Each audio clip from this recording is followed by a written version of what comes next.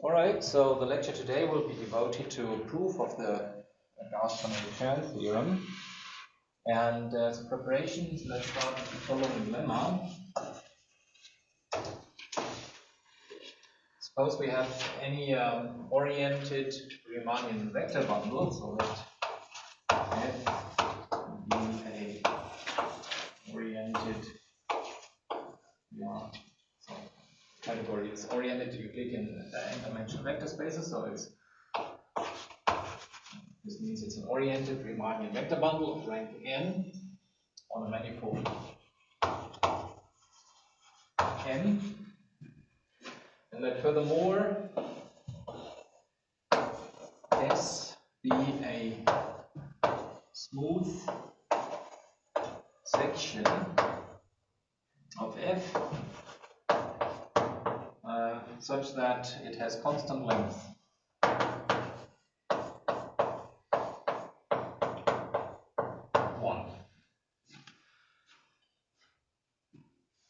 And then there exists a metric connection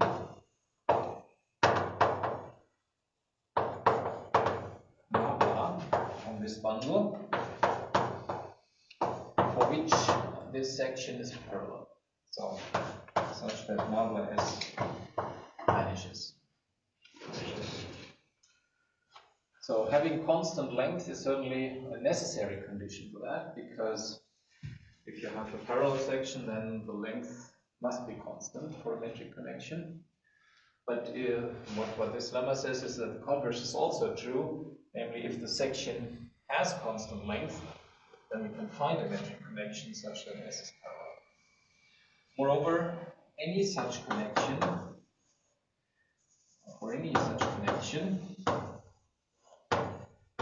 meaning metric and such that S is parallel, for any such connection, if we take its curvature and insert it into the Klopfian, then this vanishes as a differential form. Okay, and this clearly relates things to the Gauss-Bonnet theorem. Alright, now let's prove this first. In fact, this will give us another proof of the lemma that we had last time when I said if we have such an oriented Riemannian vector bundle and we have a nowhere vanishing section, then the Euler class must be 0. And if we have a nowhere vanishing section, we can rescale it to have constant length 1, so we have such a section. And if we then can find a metric connection as in this lemma, and conclude that the Klopfian vanishes for this one, then clearly the Euler class must vanish. So that will give us another proof of this lemma that we had last time. But it's a more refined statement, if you like. Okay. And so let's see.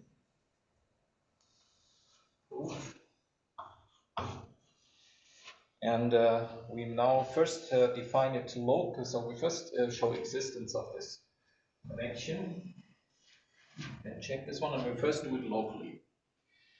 And locally, we can use local frames of our bundle. So locally, choose as a positively oriented orthonormal frame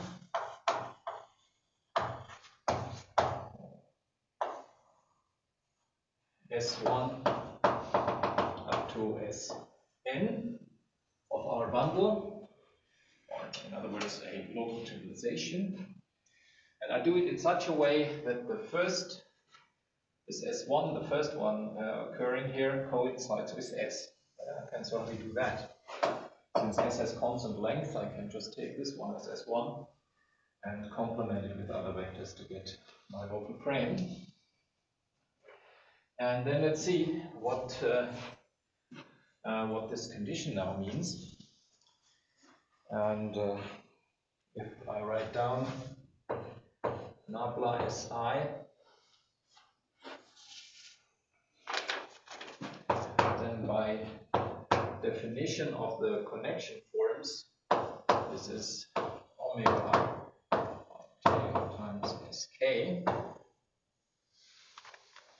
So this condition, if I use this frame, then this condition here, star, is equivalent to saying that if I put I equal to 1, then I have to get 0. So that means the omega k 1s have to vanish for all k.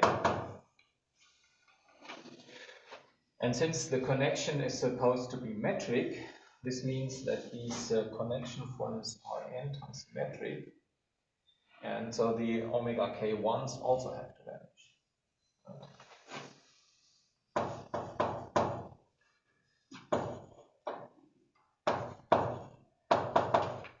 Because of Q-symmetry, which is contained in the metric condition. Now, so that's what that means. And so locally, certainly I can find such a connection simply by putting all the omegas equal to 0. Fix a frame of this form and put all the omegas to 0. This defines a connection locally which satisfies the conditions. So putting all omega ki 0 defines such a connection locally.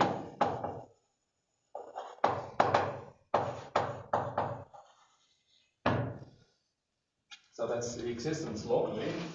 But we can also check that if we have any such connection which satisfies this condition star, then what happens to the Pfaffian of the curvature? Let's see that. So for any, it's a local statement here, so we can check this locally. So for any such connection, what can we say about the curvature? So the curvature is given by the structural equations, and so if I take the curvature, let's say for K1, so what does this give us? Well, by the structural equations, this is d little omega K1 minus, then there's a sum omega Kj wedge omega J1.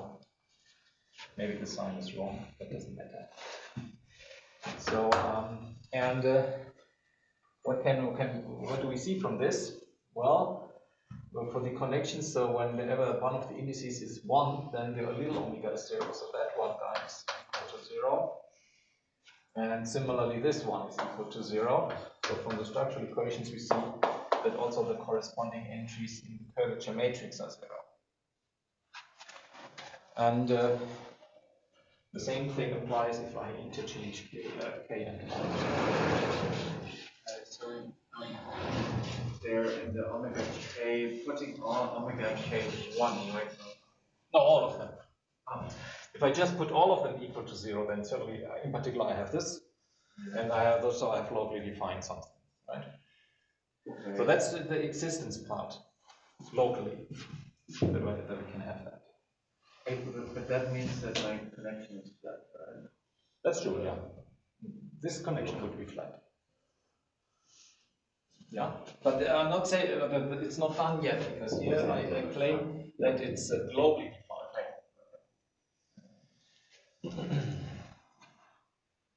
We'll come to this in part B in a moment. But locally, certainly, I can find this flat connection, for which in particular S is a parallel.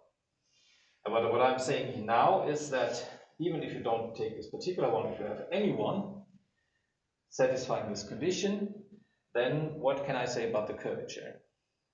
And for the curvature, so omega k1 is 0, and similarly, Q-symmetry, omega 1k is also 0. So that means that my curvature matrix looks like this, that the first column and the first row is identically 0.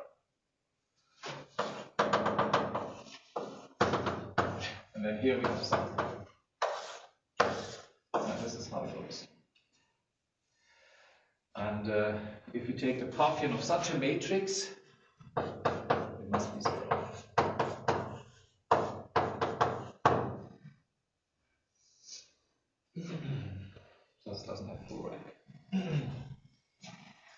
So that's why we have that. And for this conclusion, we only needed this condition star. Okay, and what remains to be done is that these locally defined connections can be patched together to a globally defined connection, which is no longer flat but still satisfies this. E. And this is done using a partition of unity. Okay. So let U alpha be an open cover of M with connections or metric connections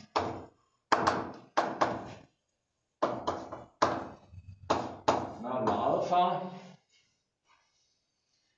satisfying nabla alpha s equals 0. So we can find that. So nabla alpha even can be found to be flat, as was mentioned.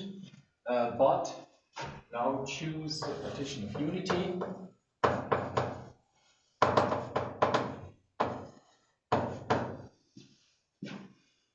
Psi alpha. And put nabla, so locally finite partition of unity. And put nabla of any section, which I might now call sigma, to be sum over alpha psi alpha nabla sigma.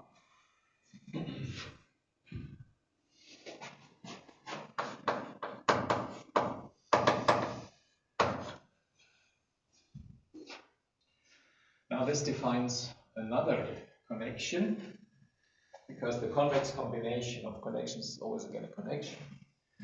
And if you now insert sigma equal s, all these terms vanish, and so the whole thing still vanishes. Then now it does the job.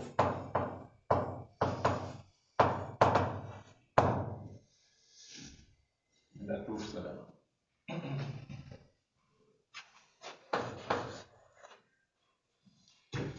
Okay, so we can, given section of constant length, we can find an adapted metric connection for which this given section is parallel.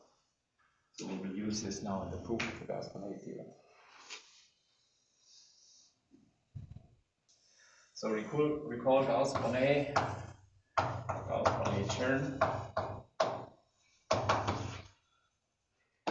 So here we have M a compact Riemannian-oriented manifold, M a compact oriented Riemannian manifold. That's M.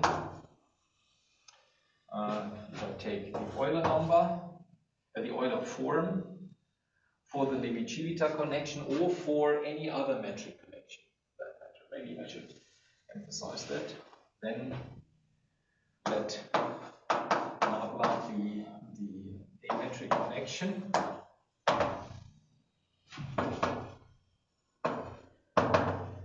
on Tm. Then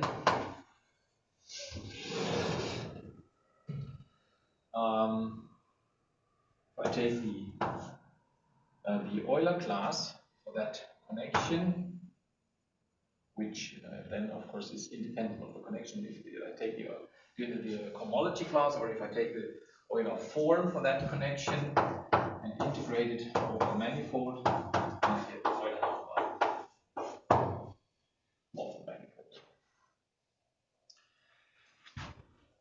All right, and this Euler form is given by the Pfaffian of the curvature matrix divided by pi.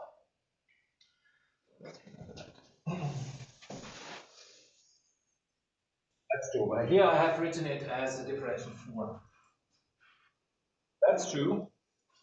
But the thing I want to emphasize is actually this point. We'll come back to this. So you might ask I mean, what you're saying is correct, but one might ask, is this statement still true if we replace, if you remove metric?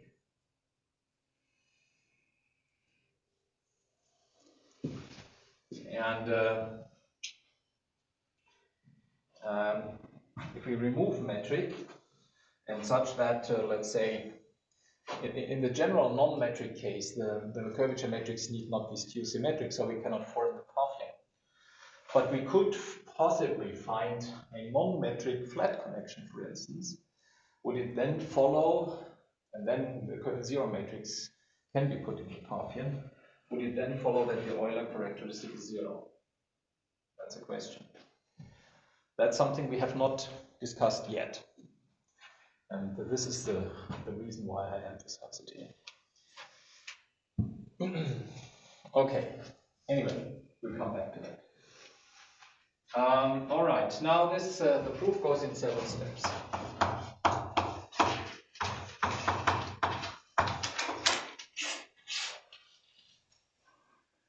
The manifold should be even dimensional, because otherwise this formula just says 0 equals 0. So I will always assume, I can always assume the manifold is even dimensional. And now let's start. So what I will do is, in fact, I will not work with the Levi-Civita connection.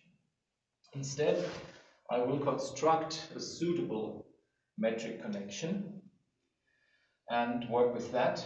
And I will also construct the metric on the manifold, because we already know that this result does not, as has been mentioned just now, does not depend first of all on the choice of connection, but also does not depend on the choice of Riemannian metric.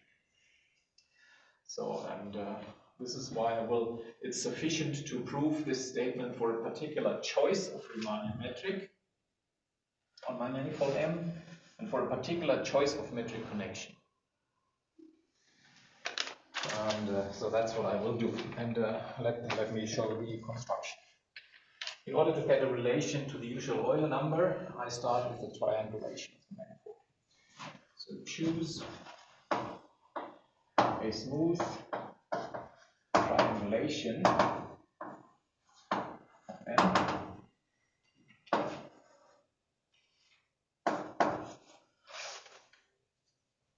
And the first thing we will construct two things out of that, first of all, namely a vector field, which is adapted to this triangulation, and the metric, which is adapted in some sense to this triangulation. So we construct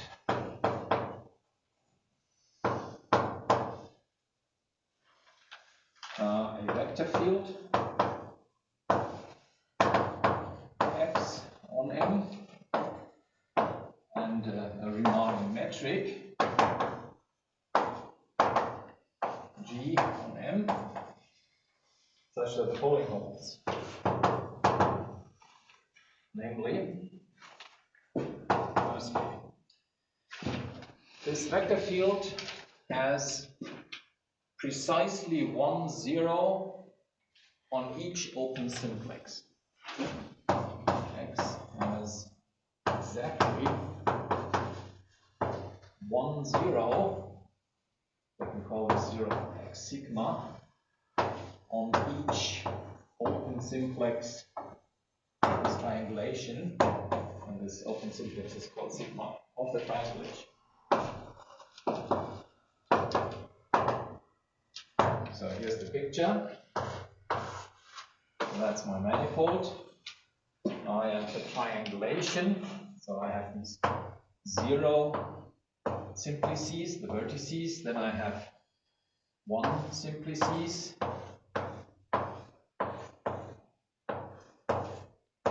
And so on, right?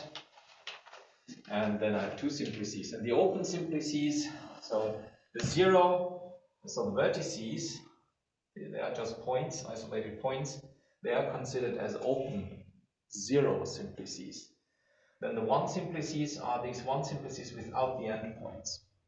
So that's an open one simplex. Two simplex is a triangle without the boundary. That's an open two simplex, etc. So these are not open sets as subsets of the manifold. It just means that we take these simplices without their boundary, or the images of these simplices without their boundary. And now the statement is, I want to find my vector field in such a way that each open simplex, no matter what its dimension, gives rise to exactly 1, 0 of the vector field. So the zero simplices are considered as open simplices, so I have to have zeros of my vector field at all these vertices. Here we will have zeros. Now we have these open one simplices, and each one of them has to contain a zero of the vector field. Here.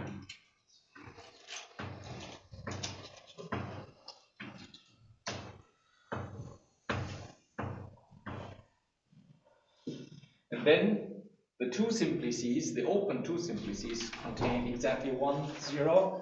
So we have another 0 of my vector field is somewhere here in the interior of these two simplices, etc. That's what I mean by this. So lots of zeros of my vector field. But it's good in a way because each 0 of my vector field x will correspond to precisely one simplex.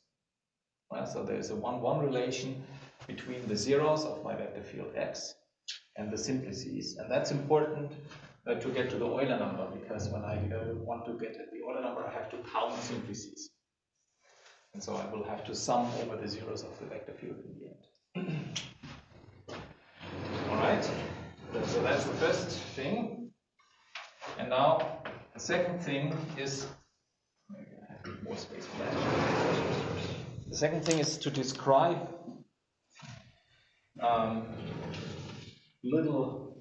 the metric near each of these orange points. So secondly,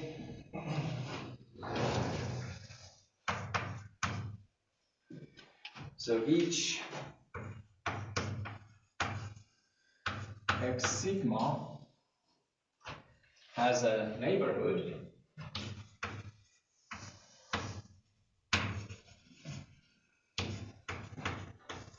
that we call it u sigma,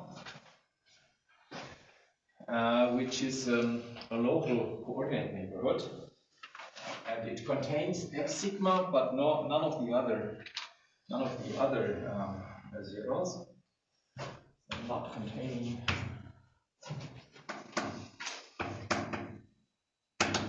any other zero.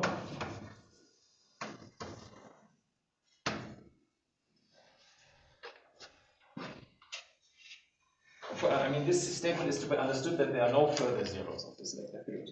It's exactly these orange points, right? And so, so we have these.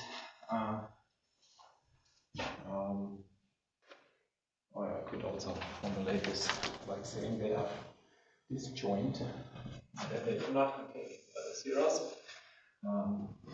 Such has a very open neighborhood u sigma, such that u sigma bars are pairwise disjoint.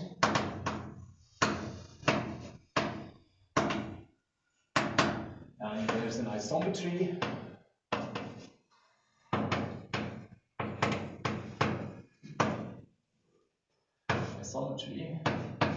psi sigma from u sigma to, let's say, the ball of radius, let's say 3 Rn. So it's a local coordinate map, but it's actually an isometry, which means that on u sigma I want to give the manifold the Riemannian vector, so the flat metric coming from Rn. Isn't the first part already from the, like the first part of the second point already is implied by the first part from the second point? Well, yes. This one? Yes. This is implied by what? By our choice of By our choice of zeros. The zeros, the x zeros are an isolated set, a discrete subset. So that means I can choose the U sigma in this way, and that's what I'm doing. I don't want to choose the U sigma such that they overlap. That's what I'm saying here. Okay. Yes. I can also specify the metric later and just say diffeomorphism for now.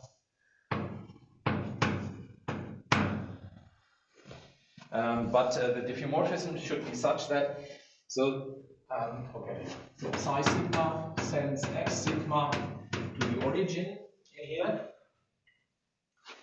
and now this x sigma is lies on exactly one of these open simplices, and near this x sigma, this open simplex is a submanifold, right? And it's a submanifold of a certain dimension, and I want this to be a submanifold chart for this submanifold.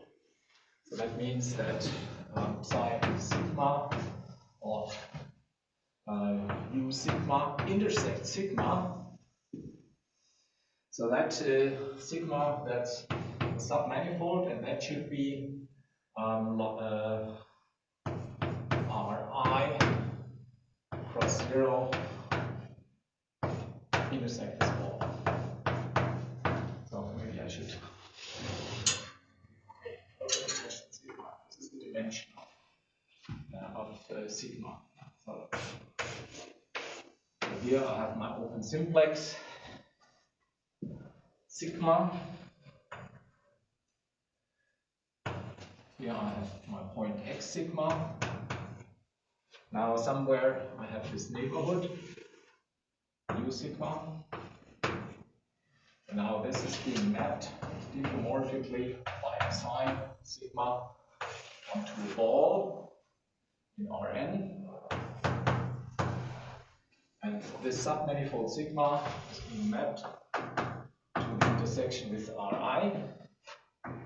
Then I have the complementary space here, which is Rn minus I sigma, right? And that ball is being mapped to the origin. So that's simply what I'm saying. So it's an adapted submanifold chart. And the last thing is a statement about the vector field. Namely, I want to prescribe how the vector field looks near these zeros. And I'm describing it in these coordinates. Okay, so that's the third statement. And that is that if I look at this vector field in these coordinates, so formally speaking, I would push it forward to this ball in Rn, and then I have a vector field in Rn, and here I can write it down in the usual coordinates, and then it would relate to the dimension. And so here we have the first coordinates. These are the coordinates x1 all the way up to xi sigma, and here I have the coordinates, the remaining coordinates, xi sigma plus 1 all the way up to xi. And in these coordinates I write down the vector field, and it's on this subspace, or let's say on that subspace, on the subspace perpendicular to the one corresponding to the simplex on this complement here, my vector field is exactly the position vector field. So at each point I take the corresponding vector pointing to it. So that would be this part, xi d dxi. That's the position vector field. That's for I from I sigma plus 1 all the way up to n. And on the part that corresponds, that is tangential to the simplex, I take its opposite.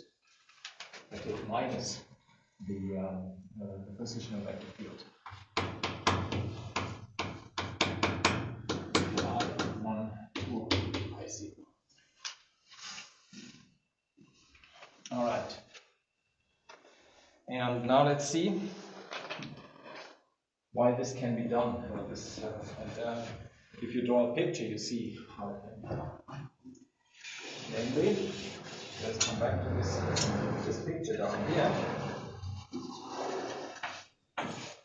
One can write down formulas for this vector field because one can write it down on each simplex and write it down using explicit formulas. But I don't want to do that. I just want to make a drawing to see how it looks. So here is again my triangulation. So let's start. So let's proceed inductively by dimension of the simplex. So let's start with these ones first. And now let's start with the top dimensional first. Maybe that's better.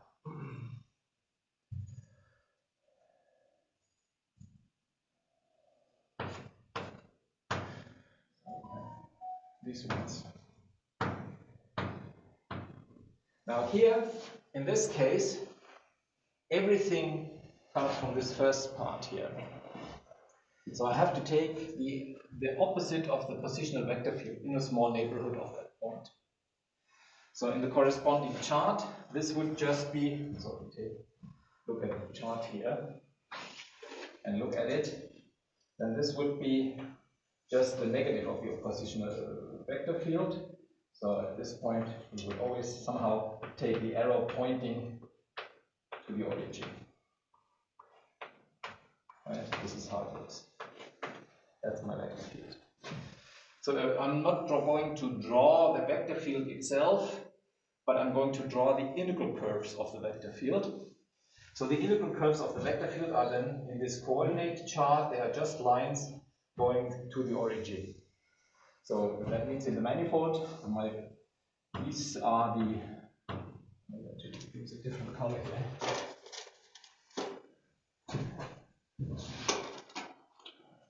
So these are the integral curves of my vector field.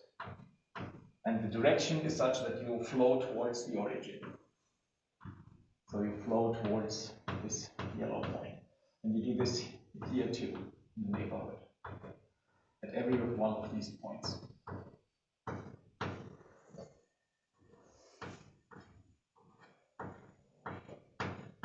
And so on. Okay. So that's what happens on the top dimensional simplices. Now go to the next one. So that would, in this picture, would be the one simplices. So what happens at the one simplex? At the one simplex, I'm supposed to have an ingoing and an outgoing direction. And remember, the outgoing direction is the one which is perpendicular, which is tangential to the simplex. The ingoing direction is the one that is perpendicular to the direction. And so I have two types of integral curves. I have the ones that are tangential to this simplex, and they are outgoing. So I have outgoing here and here. Sorry, ingoing. Ingoing here and here. Tangential is ingoing. And perpendicular is outgoing. So this is outgoing. And now you see you can join these integral curves smoothly. You have something outgoing. The outgoing stuff is flowing to the interior, so it's flowing to the next higher dimensional simplex.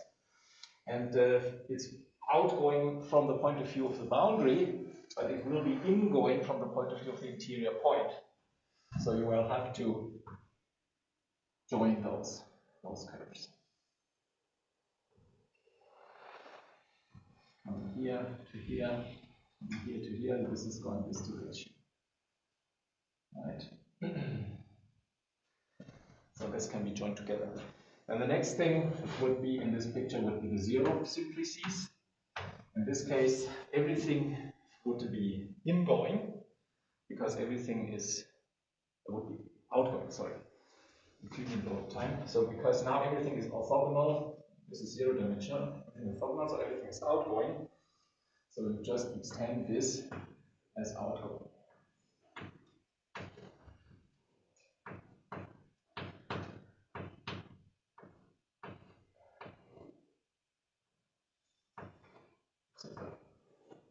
So this is how it works. I could write down formulas for it, but I don't think this would be clearer than just drawing the picture. So this is why it's important to specify which directions are ingoing and which are outgoing. Right? So outgoing is everything tangential, ingoing is everything perpendicular versus tangential. So that's such a vector field. So such a vector field can be constructed. It's a smooth vector field of a manifold, has a zero for each simplex, corresponding to each simplex, and has this local description given by this complete formula there. So that can be done. That's an important auxiliary tool for the proof, so because it relates things to the simplices in one triangulation. Maybe I can erase this. So we are requiring to have it to have a certain form in these neighborhoods, and then we are smoothly extending. Exactly. It doesn't matter how they look outside these neighborhoods, it's just important that they don't vanish anywhere. Alright, now we have this vector field. But what we are actually really interested in is not a vector field. What we are interested in is mostly a connection. And the connection should be metric with respect to some Riemannian metric. So that's what we want. So that we can take its Pfaffian as a representative for the Euler form, for the Euler class. All right. Good. Now, choose. So fix one of these neighborhoods, and we are now analyzing the situation in U sigma. Fix sigma. And now what we do is choose a function h from R to R, smooth function, such that h of R is equal to 1 for R less than 1, and it is equal to 1 on R square for R function for R larger than 2. And we can now use, if we want, we can now use this function to rescale our vector field. What's the length of this vector field when I take the length with respect to the Euclidean metric? Well, up to sign, it's the positional vector field, so it's just the distance from the origin. Right, so the length of this vector field when measured in this Euclidean distance is given by R, which by definition is the norm of this vector x. So that should be 1 on R. Okay.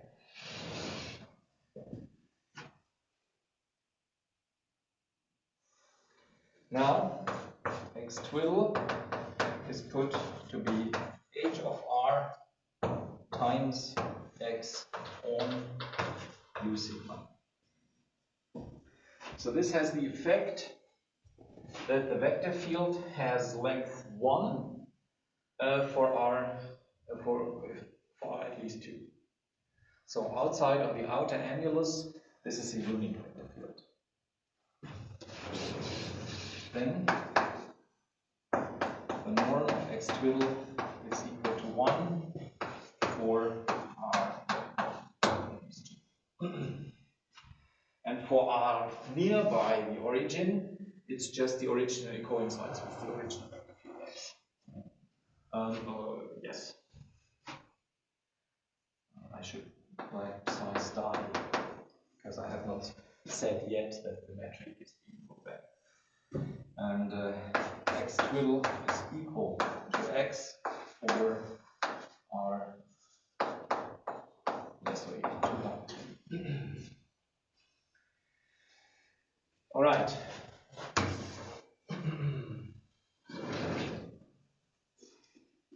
And so I have these this vector field. I have rescaled it such that on the outer annuli my vector field has length 1. And now what I do is I take the metric, the Euclidean metric, and to induce the corresponding metric on U sigma to make psi sigma an isometry, and I extend the metric outside the U sigma somehow. I choose the Riemannian metric G such that psi sigma is an isometry, and on from each of these from each of these neighborhoods of one of the x sigmas to Rn, and outside these neighborhoods something, just some extension. But the extension I want to make in such a way that my vector field x has constant length outside the U sigmas. It has constant length on the outer annuli, and I want to extend things in such a way that this is by just appropriately scaling the metric so that such x sigma always has length 1 outside the U sigma.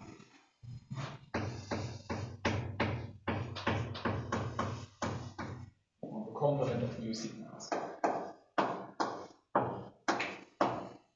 Let me call this.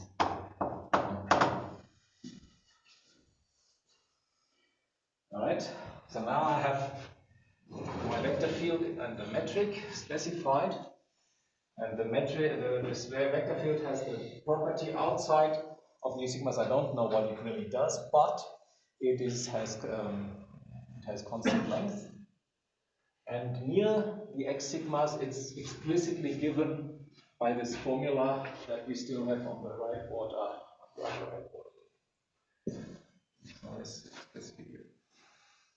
So I have my metric now, and now I want to have a connection.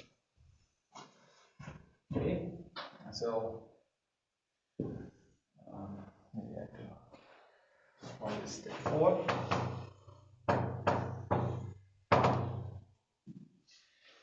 And the connection on M prime is essentially just chosen according to the previous lemma. I told you that if I have a vector field of constant length and a metric, then I can find a metric connection such that this vector field is parallel. That's what according to the previous lemma, that's what I'm going to do on M prime.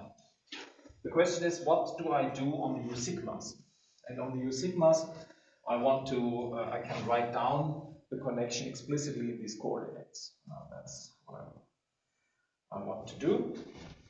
And I want to do it in such a way that the connection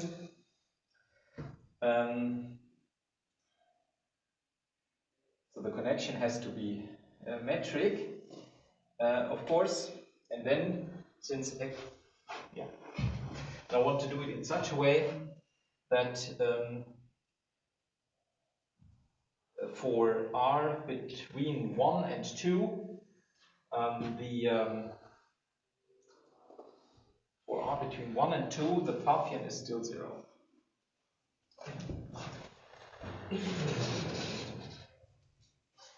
Choose metric connection on M prime such that x tilde is parallel according to the lemma. And now we want to extend this to the U sigmas. And on the U sigmas I take a connection on mu sigma.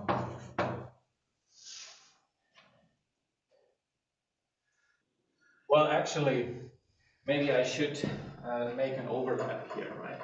So let me call this u alpha prime, where u alpha prime is the subset of u alpha corresponding. So let's do psi, not sigma, alpha sigma, where this is u sigma to the minus 1 of the ball radius 2, let's say. I can do that because on the part of radius between radius 2 and 3, my x sigma is already of length 1 because of this property of h. That's this property. And so I have this overlap of m prime and each u sigma, which corresponds to radius between 2 and 3. And now on the u alpha, I choose another connection, which also has the property that that x tilde is parallel, and then in the end you can use a partition of unity to patch this nabla on. So let me call this nabla prime on m prime first, to put the nabla primes and the nabla sigmas together to one globally unified connection. So that's more precise. On mu sigma, choose metric connection nabla sigma such that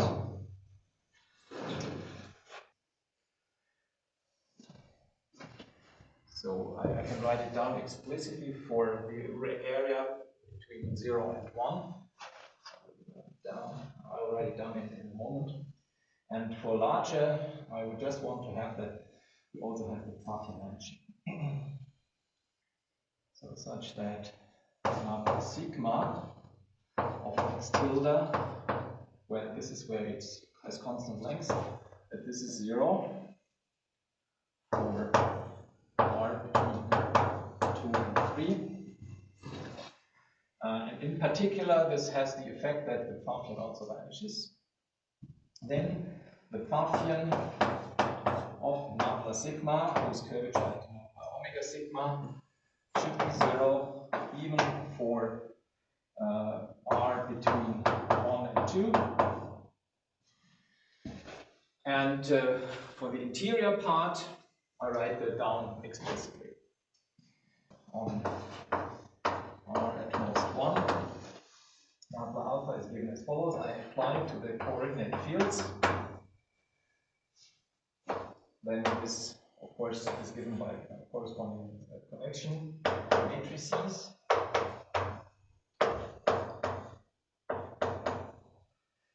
And how do they look?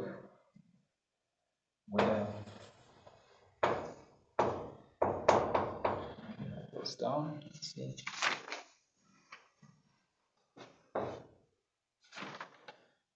Okay, so I have to put these coordinates pairwise. So let me like so. This is minus x2 dx1 plus x1 dx2 minus x3 dx4 plus x4 dx3, etc.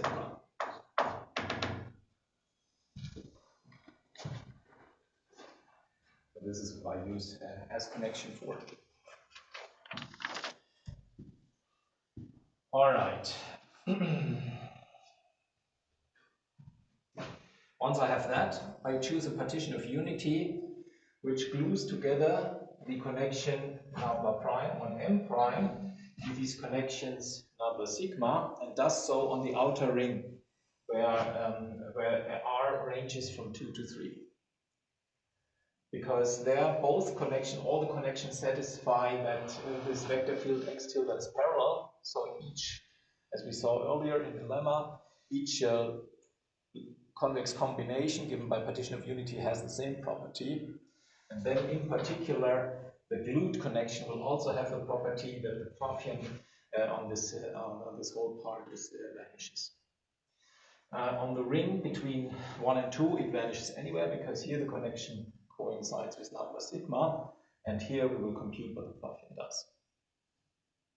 Right? So that's the logic. So let me write it down.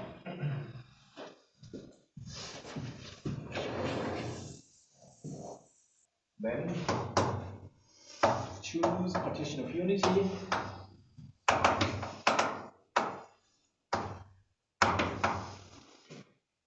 For the cover, for the open cover,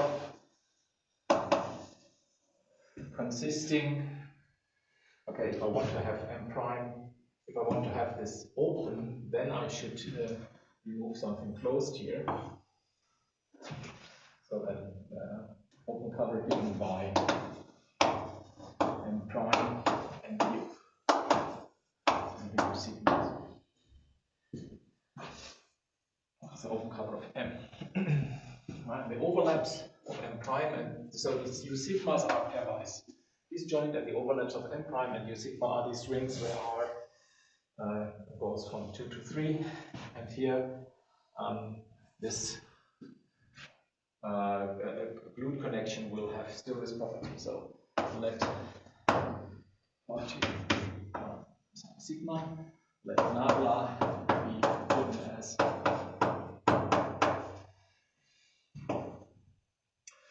psi prime, so plus psi prime nabla prime, and then nabla x tilde is equal to 0 on the complement of all the rings of radius 2. Maybe I should just have given this also this index of radius, like U sigma of 1, U sigma of 2, and so on.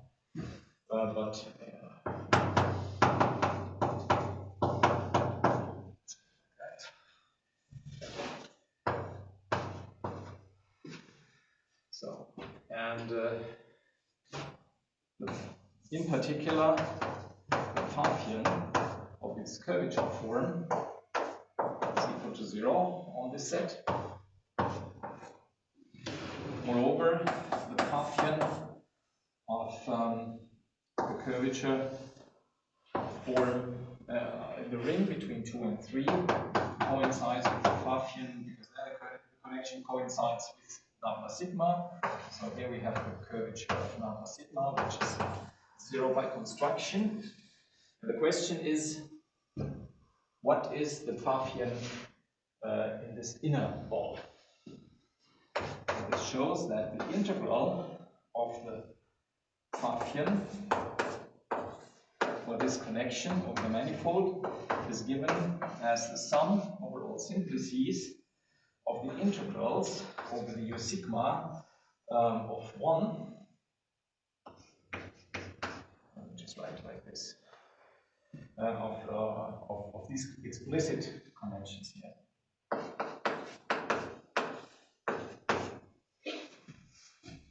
And so we have to compute this thing for this explicit connection now.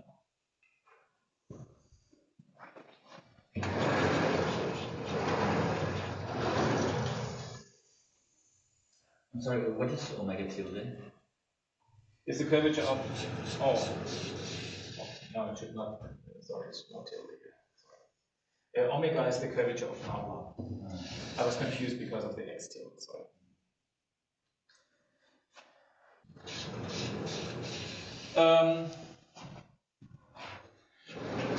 Okay, that's not correct. That's true. Okay.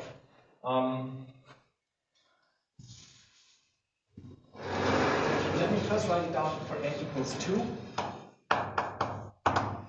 Then omega k I, and then I and k only range from 1 to 2, right? And then it's this field, it's this form.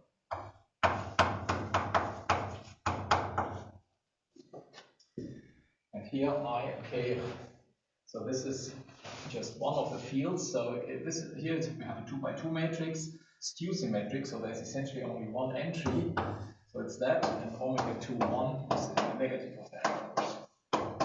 So that's what we have in n equals 2.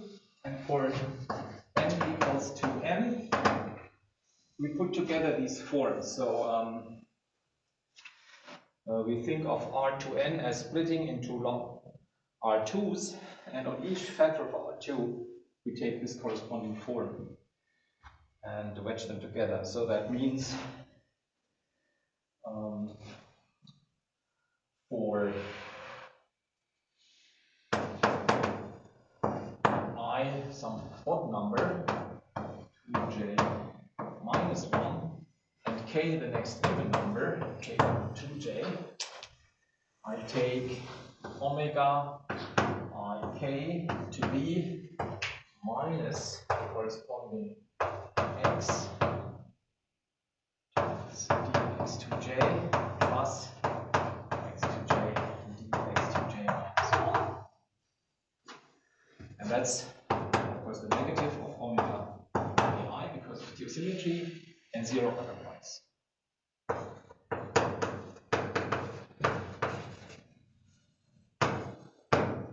Okay? Yeah. So this was the correct formula for n equals 2, and for higher n I take so I take just the product of consider R2m as R2 cross R2 cross R2 and take the corresponding formula of each R2 factor. So this is what you would get if you take this one as a definition for your connection on R2, and on R2m you take the product connection of m copies of this connection. Okay, yeah, next. And now we need to compute this Pfaffian for this particular form. Compute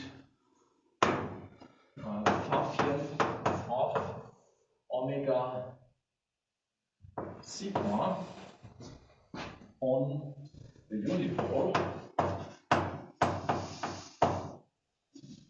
Actually, on the integral. This is what we are interested in. And we do this, I do it for n equals 2, and then for higher n, it would just be the corresponding product. So let's see. For n equals 2 first.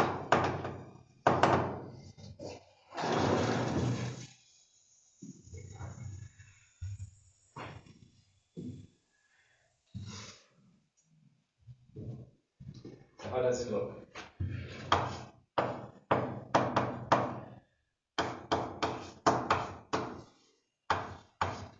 So we go in these coordinates, so when we have to integrate over one ball, and we have to take the curvature of this explicitly given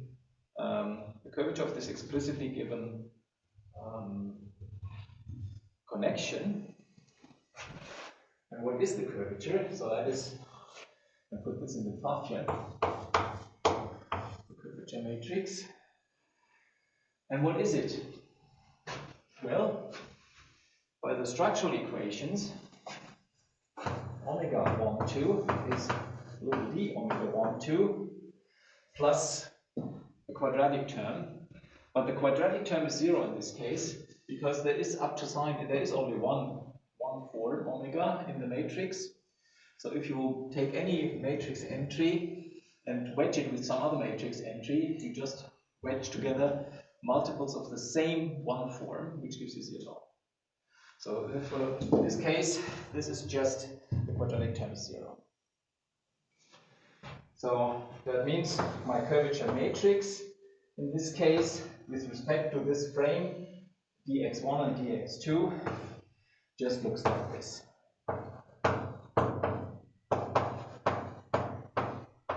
That's my curvature matrix with respect to this frame here, given by these coordinates. And it's an orthonormal frame because we chose the metric such that this is orthonormal. So the Pfaffian of this is this upper entry. So that means I have to integrate d omega 1, 2. And by the Stokes theorem, that is the same as the integral over the boundary, which is dx1 of omega 1 to itself. Now we should be able to work that out. So what do we get? Actually, if you want to compute that, maybe you probably have seen this integral before, but the way to compute it is to introduce polar coordinates. So if you introduce polar coordinates, you write x1 as r times cosine theta and x2 as r times sine theta. Then what you get for this one form, omega 1, 2, is then minus r cosine theta times dx2. dx2 is dr times sine theta plus r, and the derivative of sine is cosine theta d theta. And the other term is plus x2, which is r sine theta, times, and dx1 will be dr times cosine theta.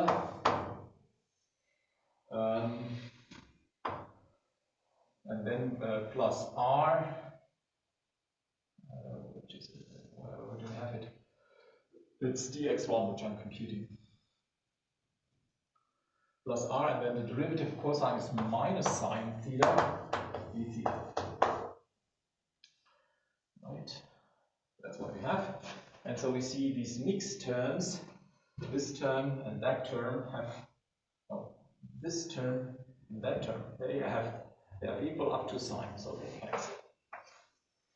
And then we are left with this term, which gives me an r squared cosine squared minus, and another minus here, r squared sine squared. So this will give me r squared 1 times d theta.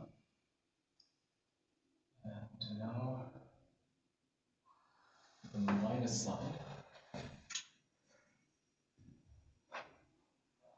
So I guess I did the sign wrong. I should do the sign without this, so that I get a plus here. I can do this as I want. I don't think that way. Okay, so that is the form in polar coordinates. If we integrate that on S1, then r is equal to 1, and this d theta is just the line element of the circle. So we get the length of the circle, which is 2 pi.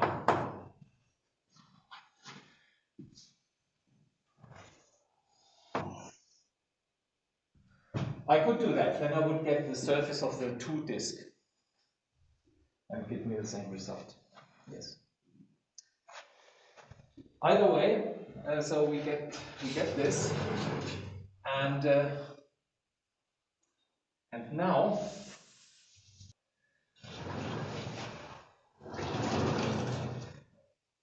okay, whether or not this gives me the right result actually depends on the sigma. I have done the computation if sigma is a zero simplex.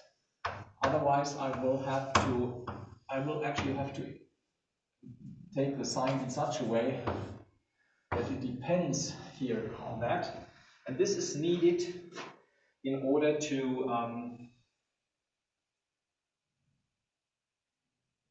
for the vector field, because I want to have the vector field for this extension. Unfortunately, I have to erase this. So I have to take the appropriate choice of sign here, so that when I scale the vector field to 1, that this connection extends continuously in such a way that this gives me still 0. For that, you have to write down the formula for the connection on the whole 3-ball, a ball of radius 3, and including this factor h of r, which is in front. I'm coming back to this later.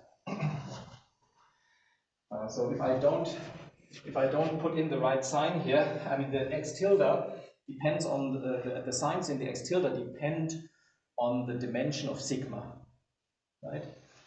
And in order to extend this smoothly to these conditions, I need to take the appropriate sign here in the interior. And then if I do the computation, of course I get the sign here too. Shouldn't that be -1 to the power of that? Oh, okay. No. Oh, I see what It's you minus sorry, 1 sorry, to sorry. the thing. No, you're right. To us. It's not fair. Sorry. Yes, I sigma is the dimension, and minus 1 to the I sigma is the sign, corresponding sign.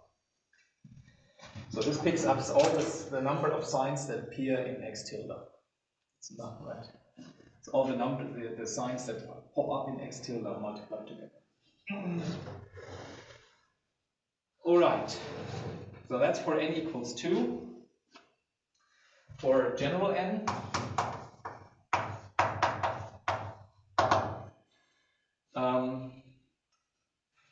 integrate over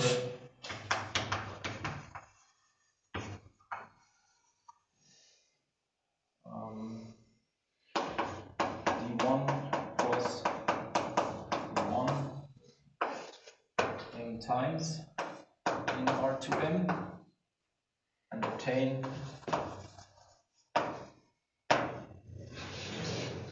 the same thing basically. So then you obtain 2 pi times so the number of, so we have split this here in this definition, we have split this into R2s, and for each one we have a plus or a minus depending on the X tilde, and then the corresponding integral gives me that sign, and so what we get is 2 pi, so minus 1 to the first, how should I say this? So if I write X tilde as this form, epsilon j xj d xj, epsilon j equal plus or minus 1, and then the number of epsilon j's where you get minus 1, this is exactly given by the dimension of this of sigma. And then we have here epsilon 1, epsilon 2 times and so on, 2 pi epsilon 2m minus 1 epsilon 2m. So that result that we computed for each L2 factor. So this gives us 2 pi to the m times minus 1 to the c. That's the total number of minus 1s appearing in the calculation. All right.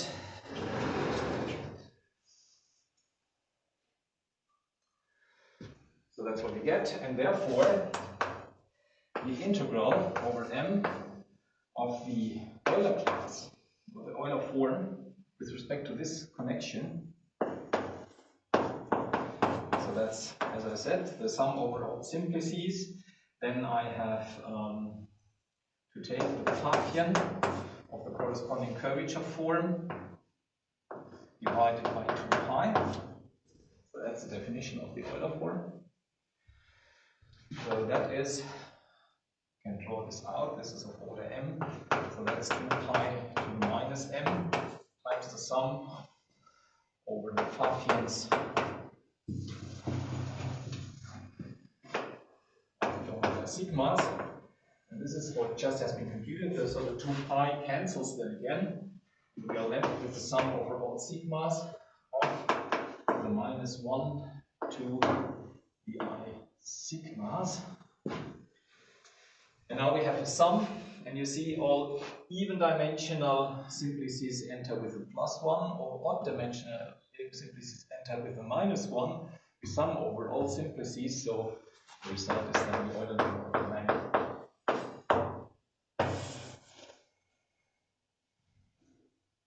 Yes. So this is how this is done. And so the only thing that remains to be done now is to check this condition that the connection which I've explicitly given in the inner ball extends to the outer ball in the way I've described it. So that on the annulus of radius larger than 2, the normalized vector field x tilde is parallel with respect to it, and in between, between 2 and 3, at least the Pfaffian is still 0. And the last one will be an exercise, and the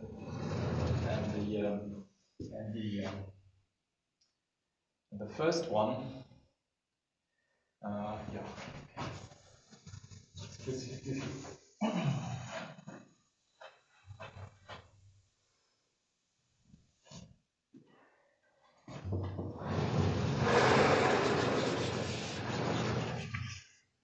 So on the ball of 4 are between 2 and 3. So the normalized vector field is the given vector field. So let me do it again for n equals 2, and then for general n you just have copies of R2 putting together. So in this case, the original vector field was this.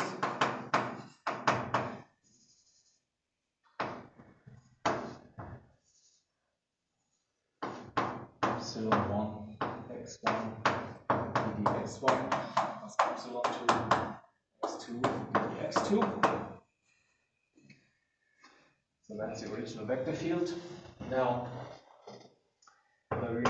so on this range here, we have to divide by the length of this. The length of this is the length of this vector field is just r. So we have to give 1 on r times x. That's the normalized vector field. And we wanted to have that nabla x tilde is equal to 0. And this range, and if we write it down in this frame, and then we have what? We have d of 1 on r tensor x plus 1 on r nabla x. The Leibniz rule.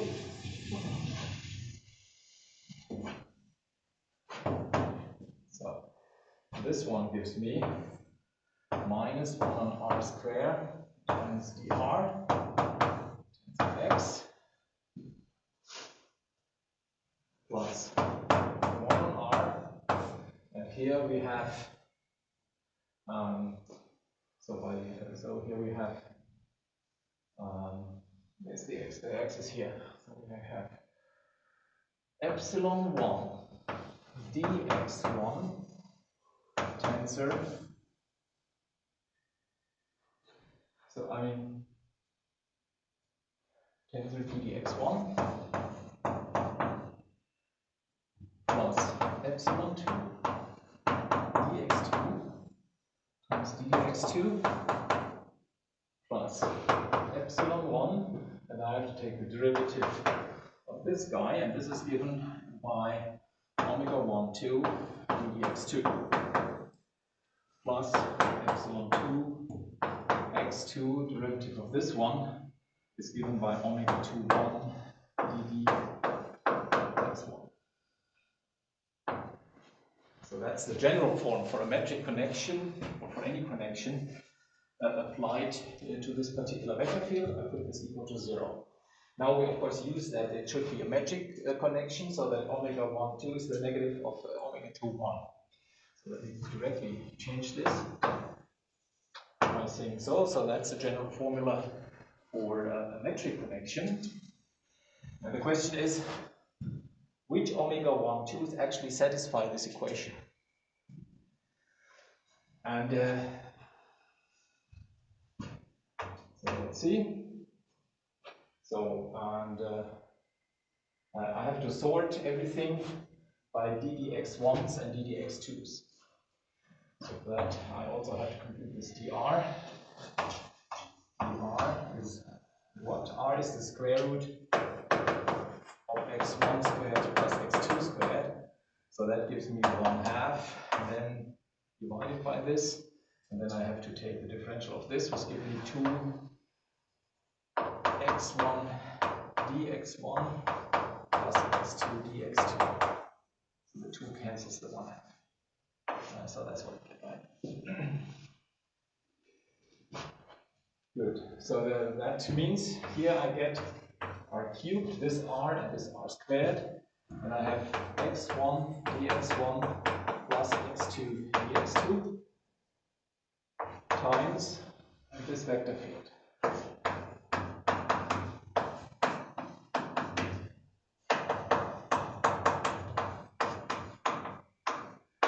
And plus the other terms, right? Plus 1 of r times all this other stuff. So that's what we have. And now we have to sort by ddx1 and ddx2.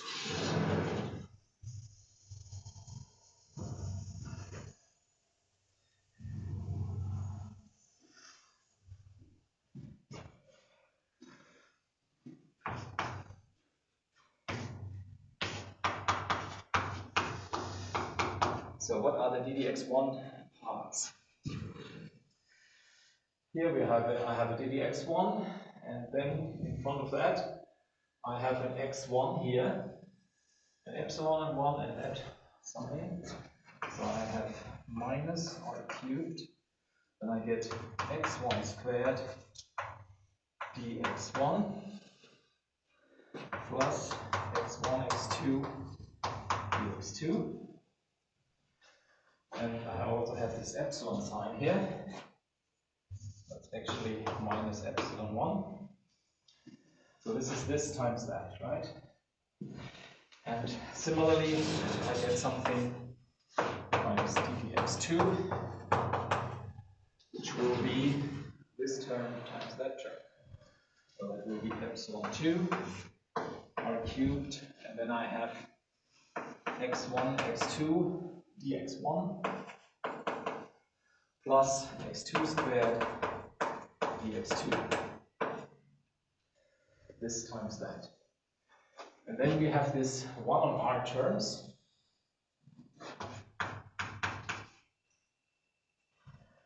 Okay, so here we have a dx1, and here we have a dx1. We have these two terms. So I have epsilon 1 simply times dx1, and here minus epsilon 2 x x2 being 1x2. So let's write that down. So that is epsilon 1 dx1 minus epsilon 2 x2 omega 1 2.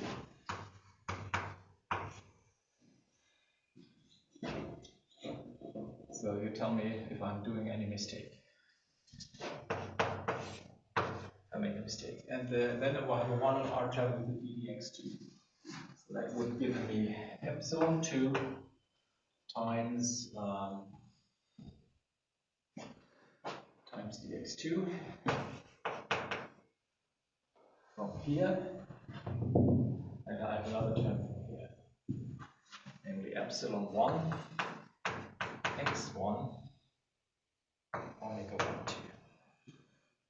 I hope I did the signs all right.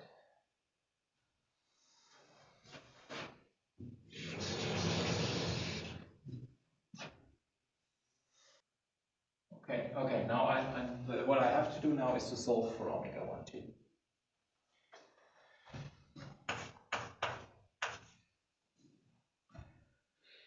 Right. So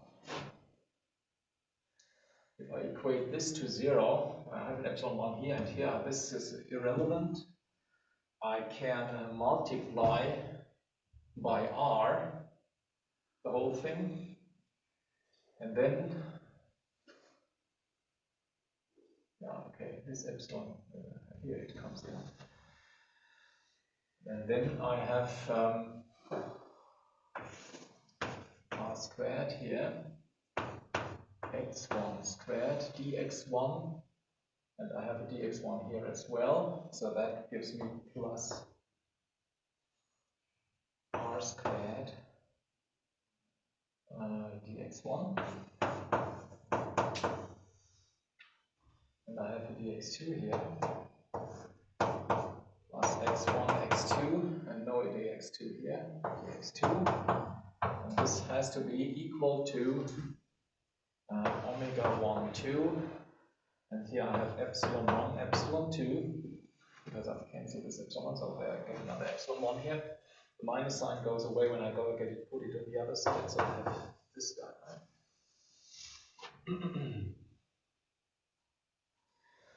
That's what I should get from the first equation, and similarly for the second. Here I can ignore the epsilon 2. I multiply by r, yes. And then I have x1, x2 dx1 plus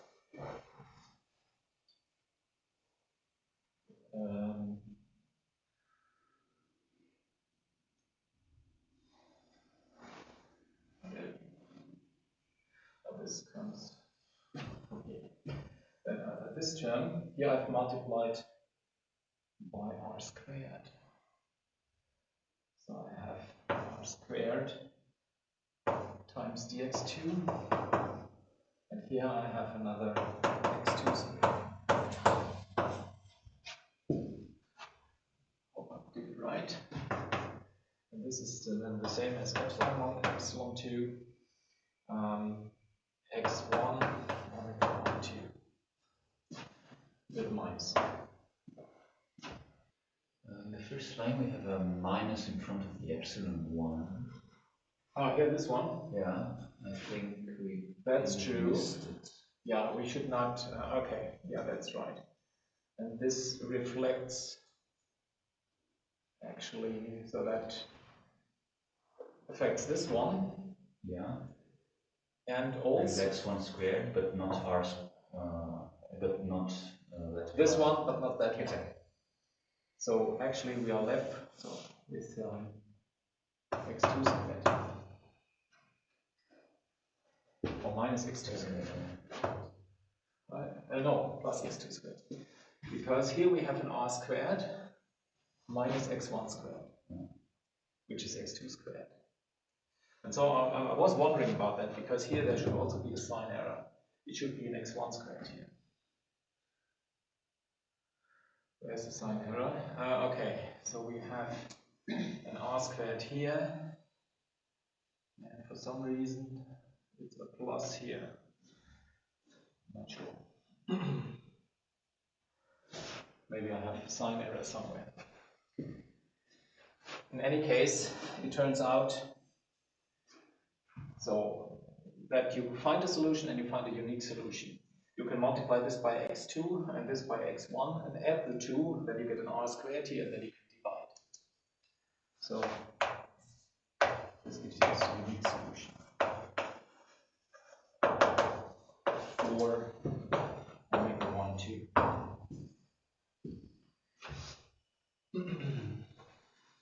And here you also see that the product of the epsilon pops up, which gives you the corresponding sign. This was the sign that I added to the formula as minus 1 to the I sigma. It's the product of the epsilons that enters the game here. And in between you have to take this, instead of r squared, or instead of dividing by r, you just instead have to multiply by the general function h of r and do the same computation. And find a unique solution that doesn't do. And this way you get these connections, nabla sigma on each ball around the x sigma, and this completes the proof. But from the first line, we already get completely omega 1, 2, right? Yes. And it coincides with the one defined in the other region, right? The one on top of the other blackboard, up to a factor of 1 over r squared. That's true, because this factor is it coincides with the function h of r. Ah, yeah, right. The function h of r is equal to 1 in the one ball, and it's equal to 1 on r on the 2, 3 ball annulus, and interpolate somehow in between. So one should do the computation really with the general function h of r and see that, okay, It uniquely determines the solution on the 2-3 annulus. It can be solved in such a way that the Pfäffchen stays 0 in the 1-2 annulus, and it gives what we had in the interior. In the interior, we completed the computation already. Okay, but my time is up for today, and this last step for this intermediate region will be an exercise. And then this just concludes the proof of the Gauss-Bonnet theorem, and so with that we can proceed with applications next time. Thanks.